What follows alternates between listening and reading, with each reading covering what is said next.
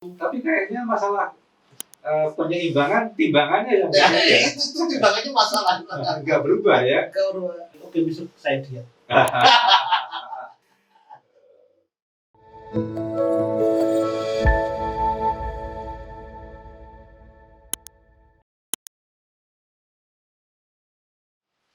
Assalamualaikum Pak Joko. Waalaikumsalam warahmatullahi wabarakatuh. Sehat Pak? Alhamdulillah. Ini gimana Pak Joko bisa nyasar ke sini ceritanya ini? Sebelum nyasar saya harus ada statement dulu. Pagi happy. Mantap Pak ya.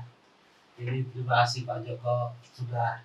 Panggil aja Om Joko biar Terima kasih Om Joko sudah hadir di ruang studio podcast. Nyasar Ke sini. Aduh, saya nggak prepare apa-apa nih Pak, cuma minum aja Pak. Nggak apa-apa, justru ini malah natural. Natural? Iya. Jadi baru nyampe, tadi Pak Joko baru nyampe, minum bentar, minumnya juga dari ruang sini, langsung aja dihajar tanpa briefing. Ya itu kelebihannya Pak Ate dan kaum milenial atau kaum marginal ya. Kolonial lah Pak. Kolonial. Sehat Pak Joko? Alhamdulillah. Sehat Om Joko? Alhamdulillah.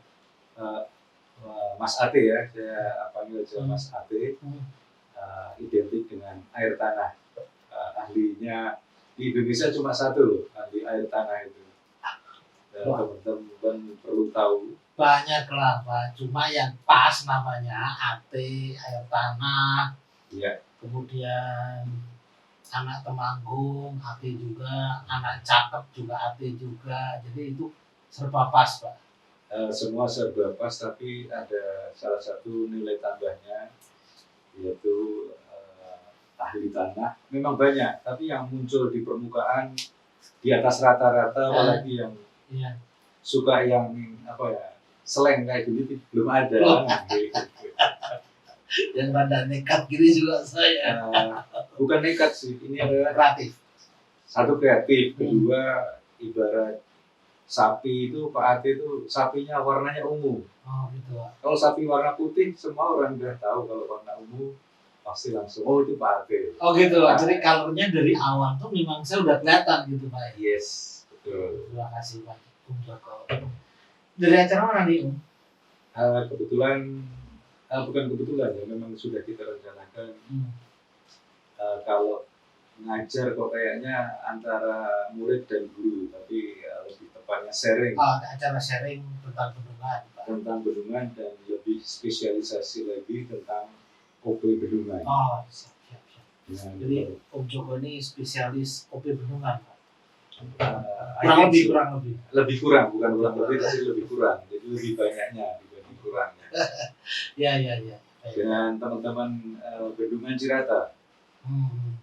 Jadi Bendungan Cirata itu berarti yang di segmen tengah kan Pak? Iya, di segmen tengah.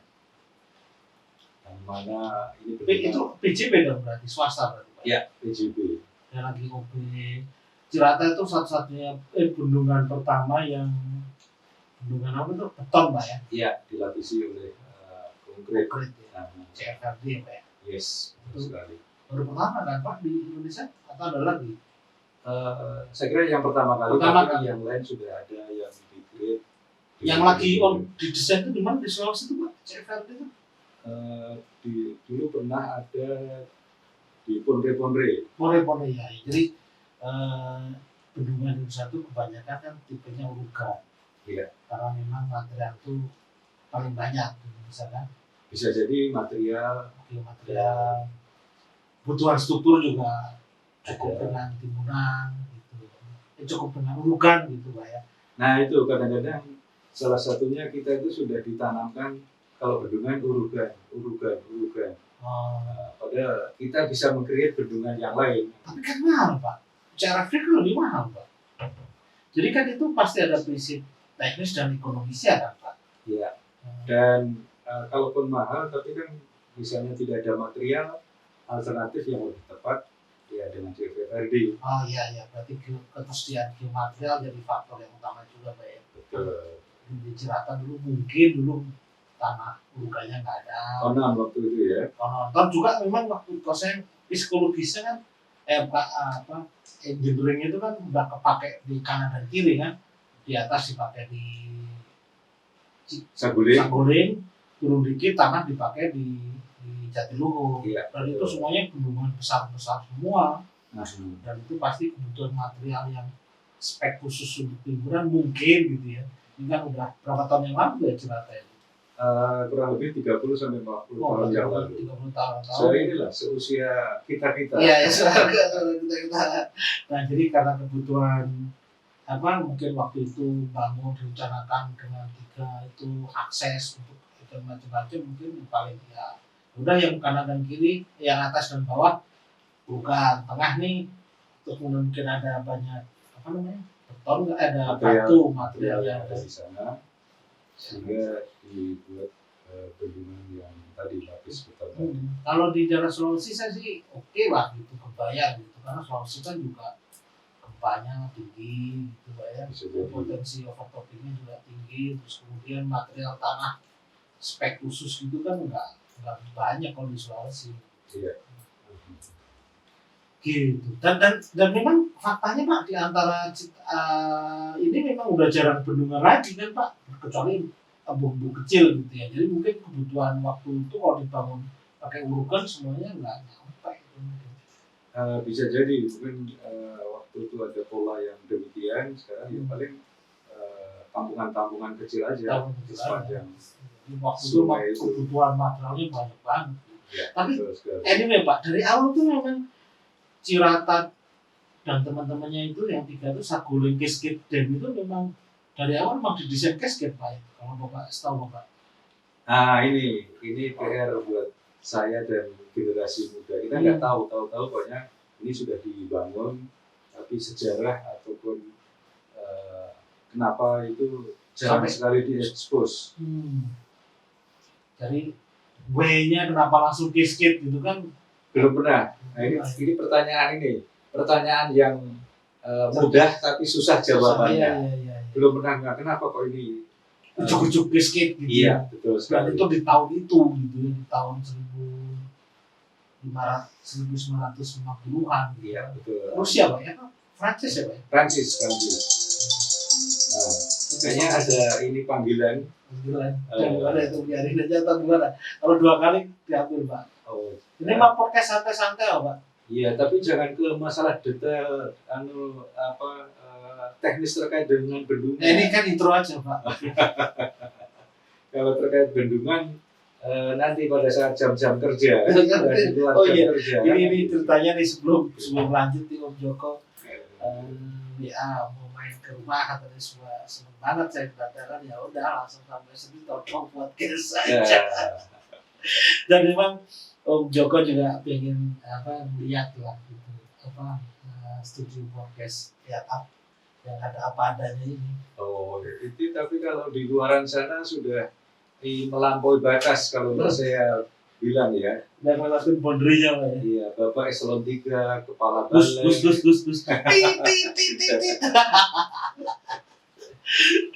Ya. Masih di sela-sela kesibukan bisa memanfaatkan. Jam malam loh ini kita ini. Jam berapa ya? Iya, apalagi kalau pas Bapak di Jepang ya waktu itu ya. Iya. Itu kurang lebih jam 11-an. Tapi teman-teman, ini kesempatan yang langka. Saya banyak berguru bagaimana meluangkan waktu-waktu dengan kesibukannya sebagai ASN. Iya. Dan kita di waktu malam ini kan. Dan teman-teman terus terang, ini tidak mengganggu aktivitas sebagai ASN. Wah, kita di jam berapa ini? Jam 20, 30, setengah 9 coba. Nah, bagaimana teman-teman di luaran sana memanfaatkan, kita kan sama-sama 24 jam ya. Iya, dalam 24 jam. Bilang sibuk. Sampai nggak bisa berkreativitas. Nah, akhirnya nggak ada ini karya yang spektakuler lah. Ya. Jadi itu kan bagaimana kita memanajemen waktu aja Pak ya. Yes. Saya pikir ada 2 kalau saya selain bagaimana kemampuan manajemen waktu, tapi juga semangat gitu Pak. Jadi antusiasnya itu memang mau kemana gitu, atau cukup ASN atau cukup apa gitu.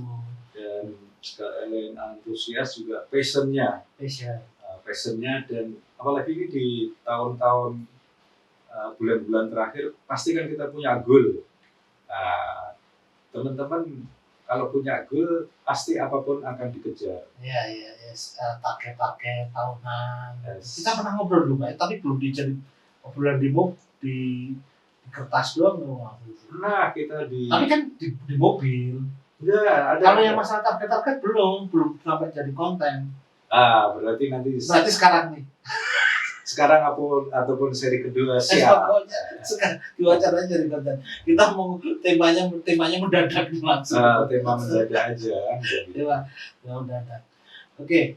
Gimana Pak masalah goal dari Pak? Boleh cerita nggak Pak? Karena saya termasuk orang yang ada sosok goalan gitu. Nah, kalau versi Joko gimana? Kalau ini kan sudah di bulan November Desember. Ya. Tinggal kita flashback di awal tahun 2021, Pak Ate kan pasti punya goal. Coba dibuka lagi, apakah goal-goalnya itu sudah terlampaui atau sudah tercapai? Ini artinya November ini bulan yang bagus untuk evaluasi gitu Pak ya? Saya kira belum ke evaluasi, justru lebih ada ke cek progres dan yang paling lebih keren biasanya ini final sprint last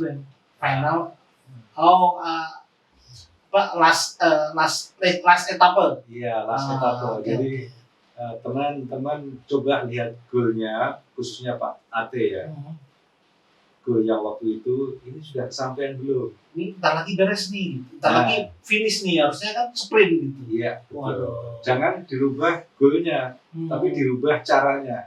Karena tinggal istilahnya kalau main bola itu tinggal 10 menit terakhir. Injury time lah ya, detik-detik terakhir kan. Jadi harusnya tuh makin antusias. Yes, kalau perlu pakai catat lembur atau dan lain sebagainya. Justru sekarang nih kan. Iya, tapi teman-teman kalau lembur itu sebenarnya salah satu yang salah memanage waktu. Jadi kalau ada yang saya lembur kaitannya dengan pekerjaan, itu sebenarnya salah memaintain waktu. Kalau lembur itu idealnya ya tidak dilakukan. Iya. Kecuali harusnya tuh menurut saya ke Bapak, kalau lembur itu kan bagian dari pekerjaan yang idealnya nggak tertata terus bagus. Seharusnya sekarang itu bukan lembur tapi ekstra sprint tadi Pak ya. Iya. Gaspol. Oke. Jadi ini perlu karena Pak Joko ini selain ASN yang hebat gitu, juga trainer apa aja Pak, trainer itu udah banyak banget saya sampai lupa, financial trainer coach, financial coach gitu. Nih saya coach finansial saya Pak Joko nih. Jadi sampai punya ya ginilah tabungan apa nih Pak, podcast ini juga di advice sama Om Joko ini. Iya teman-teman, jadi nggak selain trainer spiritual, pengelolaan keuangan. Finansial edukator syariah. Oke. Nah, tadi kembali ke sprint tadi, gimana Om? Nah, yang dikatakan harusnya November ini ya gaspol gitu. Jadi nggak lembur, tapi justru target yang tadinya belum kesampaian dikejar habis gitu. Kalau perlu malah tambahan untuk memenuhi itu semua gitu. Betul sekali. Kenapa? Karena jangan sampai kita merubah goal, tapi yang kita rubah caranya. Seperti yang tadi Om Ate sampaikan, gaspol, kalau perlu di tikungan-tikungan khusus seperti di Mandalika. Itu sledding gitu ya. Betul sekali. Terus kalau main bola tuh misalkan langsung back maju semua gitu kan. Iya, betul sekali. 10 menit nih kamu harus juara gitu. Targetnya kan misalkan juara liga gitu harus benar. Betul sekali. Nanti ini mau jadi materi saya di apel pagi, Pak. apel pagi bagus sekali, dan nanti di awal tahun juga kita siapkan apa sih target-target ke depan. Itu ada, saya punya catatan ada 8 butir yang harus kita gulkan di awal tahun. Oke. Mau dibahas sekarang atau nanti aja? Yang penting angka 8 dulu. Biar nggak habis satu kali podcast. Iya, kalau materi kebanyakan ide kan. Ini yang pertama nih, edisi pertama Om Joko ini tanpa ide itu kan udah 15 menit, Pak. Seru kan? Iya, betul sekali. Ini Pak Om Joko ini baru sekarang ke ruang studio saya, langsung ya seneng lah, kelihatan apa namanya, kaget lah gitu. Iya, seru juga.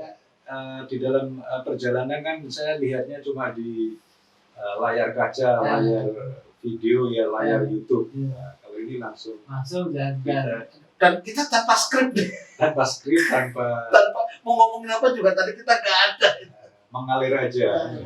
Itu memang serunya podcast sih Pak, saya lihat, makanya saya cukup asik gitu, kadang-kadang ngalir aja. Podcast kan sharing, kalau nggak ada yang sharing ya udah kita ngobrol gitu aja Pak. Kalau kenapa Pak Arte ini buat podcast, mungkin ada inspirasi atau mungkin di luar sana?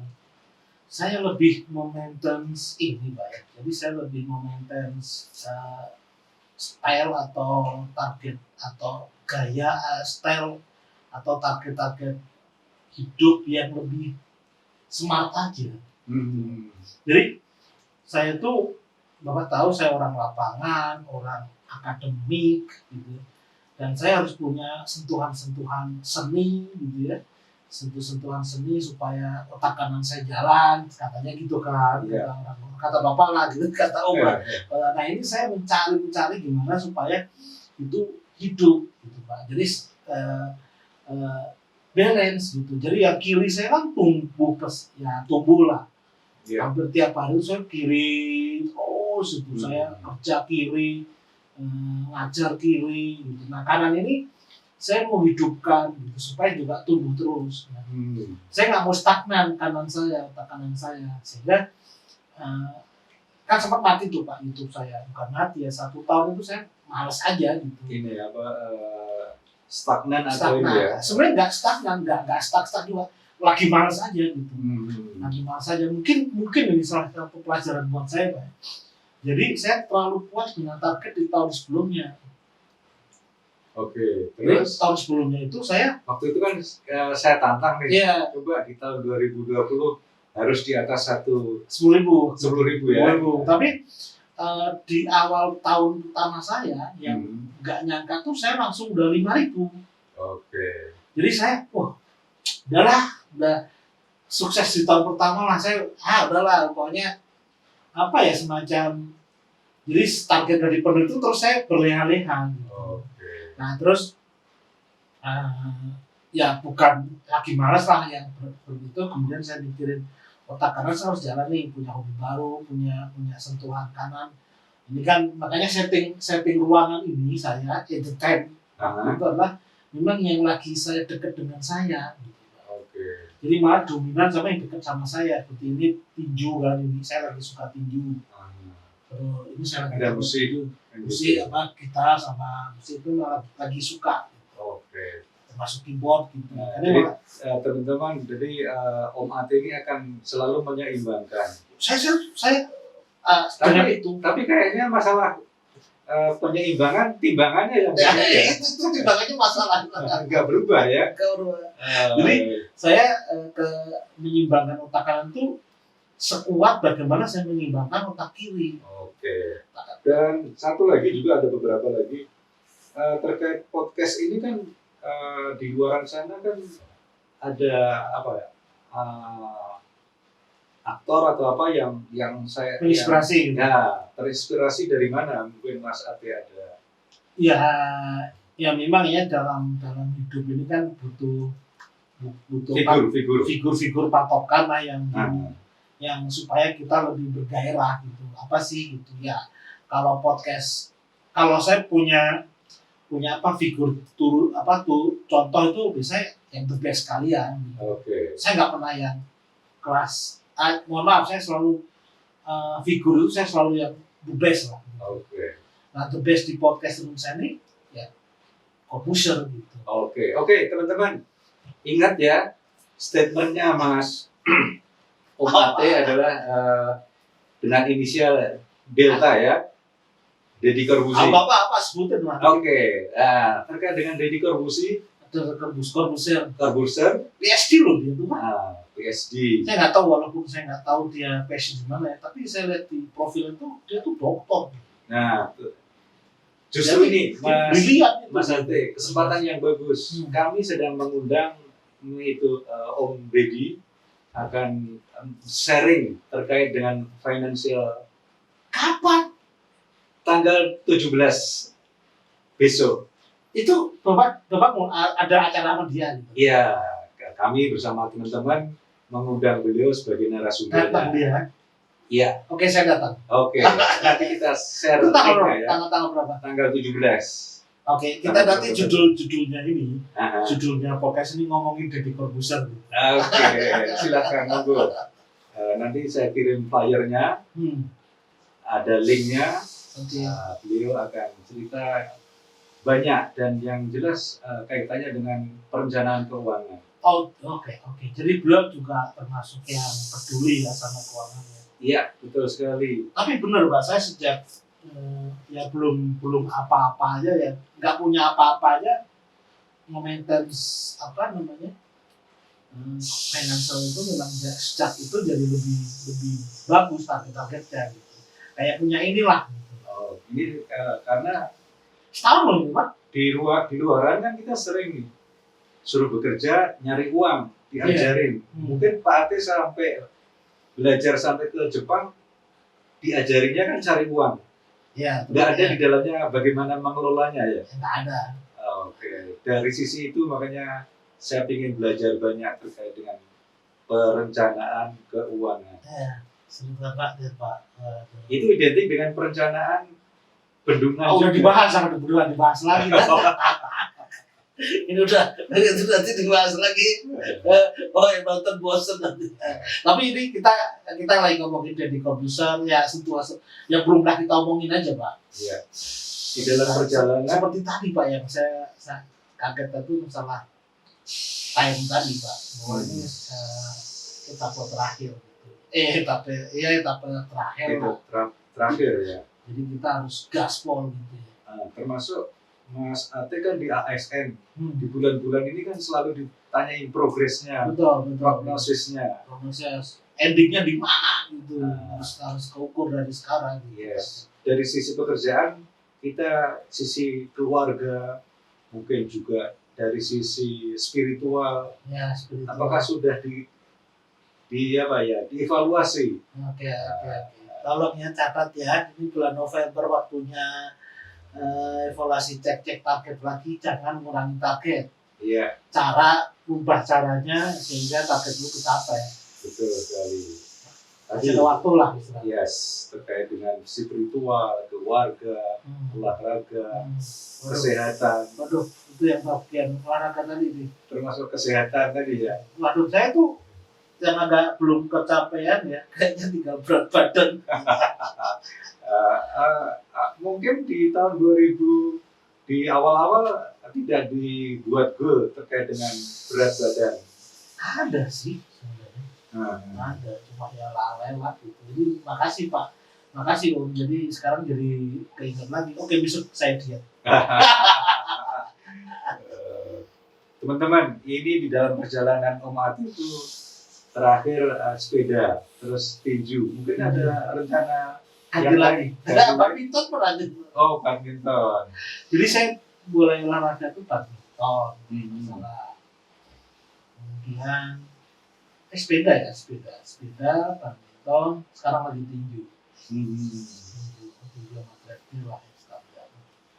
Ya ada alasannya, semua ada alasannya. Sebenarnya kalau olahraga yang ada lawannya lebih semangat, lebih ya. semangat. Cuma waktu Mbak, nyari waktu saya dan teman itu nggak pas terus. Nah, teman-teman, kalau ngomong-ngomong masalah waktu, nanti kita Mas Ate sehari kan 24 jam. Deddy Corbuzier juga 24 jam. Itu Ejar itu waktu itu. Terus yang ahli badminton yang lain juga 24 jam. Sebenarnya tinggal kita memaintain aja. Iya. Betul. Ini pelajaran penting tentang waktu nih kali ini nih. Padahal tadi nggak mau ngomongin waktu tadi, mau ngomongin pengolahan bendungan tadi. Makanya kan ada dari sisi ini kan gua asri demi masa kan. Demi waktu. Pak Ate, ini kan podcast sudah. YouTube sudah. YouTube sudah punya. Ya podcast sama YouTube jadi satu lah. Oke, satu kesatuan ya. Ya, mungkin kedepannya ada apa lagi yang mungkin di luar nalar kita misalnya, Pak Ate? Saya kalau dari sisi apa nih? Finansial atau ekspresi atau passion? Ya, ekspresi untuk menyeimbangkan otak kiri, makanya ada kegiatan otak kanan. Oke. Jadi saya, tapi ini bocor, biarin aja deh. Jadi ini sudah foundation ya, ini podcast sudah foundation, sudah mulai cukup menikmati lah gitu, dan bergairah. Yeah. Jadi saya tuh sampai bergairah itu kalau mau tidur itu pulang dari rumah itu mandi sebelum tidur cek tuh udah studio Pak. Seru gitu. Besok waktu kan mepet Sabtu Minggu tuh pengennya tuh podcast aja gitu. Cuma kadang-kadang nggak udah 2 minggu, Sabtu Minggu tuh ada waktu gitu.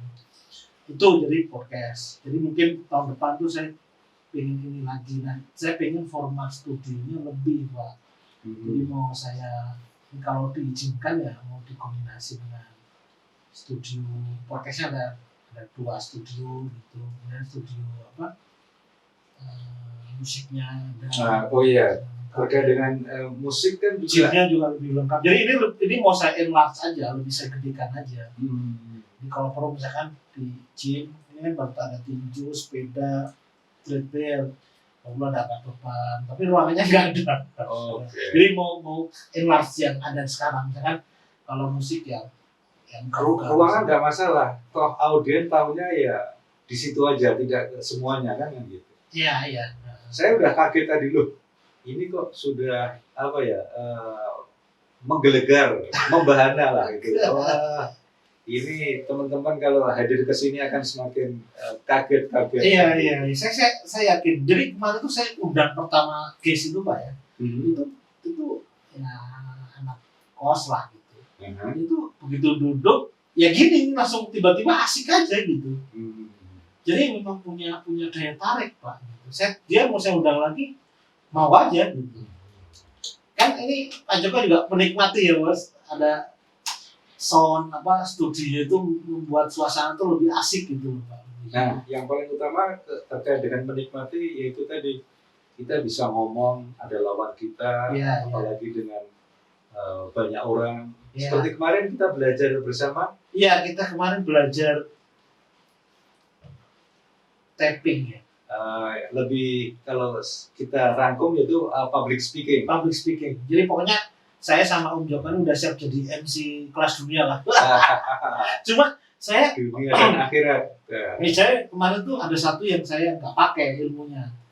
Jadi idealnya itu kalau misalnya podcast nih, itu tuh intronya tuh menggelegar terus. Kan ada intro, intermediate, habis itu ending. Itu kan harus dijaga. Intro sama ending itu harus dijaga supaya smoothing kemarin ya. Jadi semangat. Bapak. Kalau saya sekarang, kalau ini, saya nggak bisa gitu. Jadi ya flat aja tadi halu gitu. Itu aja. Lain-lainnya sih udah mulai kena sih. Memang apalagi kemarin kan anak-anak muda kan. Iya. Yang saya tangkap semua oke. Cuma kadang-kadang ibaratnya tuh mazhab kan berbeda-beda. Iya. Tapi yang banyak masalah kayak cara ngomong ya kemarin itu dapat sih Pak. Iya betul. Kayak apa namanya? Kalau pidato, isi berita gitu, MC gitu, penekanan keren banget sih kemarin gitu. Iya, makanya dunia itu otak kanan saya salah satunya public speaking, Pak Ate dan juga tadi belajar bagaimana kita mengelola